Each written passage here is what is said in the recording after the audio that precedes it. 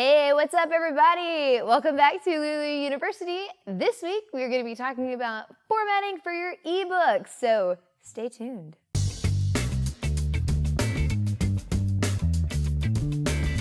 At Lulu, we always recommend to our authors to create your book in multiple formats. So, some people really like that book smell, some people really like that computer smell, so you want to accommodate all the smells and give your readers what they want in the format that they want.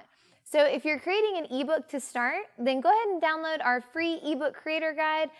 The link is in the description below, and it's going to give you some in-depth information on how to get started. If you've already prepared a print book, then converting it to an ebook is even easier, and you can do it in 8 simple steps. Step 1 is select all the content and hit clear formatting. Step 2 is going to be updating your copyright page to include your new ISBN. Step 3. Set the title, copyright, and any other front matter to heading 1. Step 4 is set the chapter titles to heading 2. Step 5. Set all subchapters or subsections to heading 3. Step 6 is remove all header and footer content. Step 7, remove all of your text boxes and table of contents if you have one. Step 8 is to put all of the photos in line with the text and move all of the text to make sure it is left justified.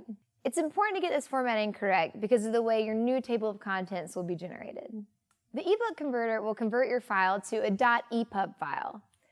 So keep in mind that ebooks are scalable, so the page numbers can be different for every format that it's viewed in. So if you have an e-reader, depending on the format, it could change the font size, or the reader may decide to enlarge the font, which could throw the paging off. So that's why the setup is a little bit different than what you're familiar with a print book. The EPUB table of contents, also known as the NCX file, is generated from the heading styles that are assigned to the text. So what this means is that, in a traditional print book, when you open it, the table of contents has page numbers assigned to every new chapter.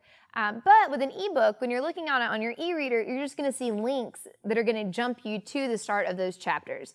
So those links are created by assigning the chapters to the correct heading style. So if you remember what we talked about in the first section of this video, the heading styles are very important, and assigning those correctly is what is going to get your reader to navigate successfully through your book. Keep in mind that Lulu supports a maximum of 3 levels or 3 different heading styles for an e-publication. I know this is a lot of information, so if you need additional help on formatting your table of contents, then just check out the link in the description below, and it'll take you to our help article that'll give you some additional resources. If you have any other questions or want more information about your ebook formatting, then drop them in the comments below, or don't be afraid to pick up the phone and give us a call. We've got great support staff who's here, eager and excited to meet you and answer your questions. So be sure to hit subscribe, because next week we'll have some more helpful hints for you, so we'll see you then.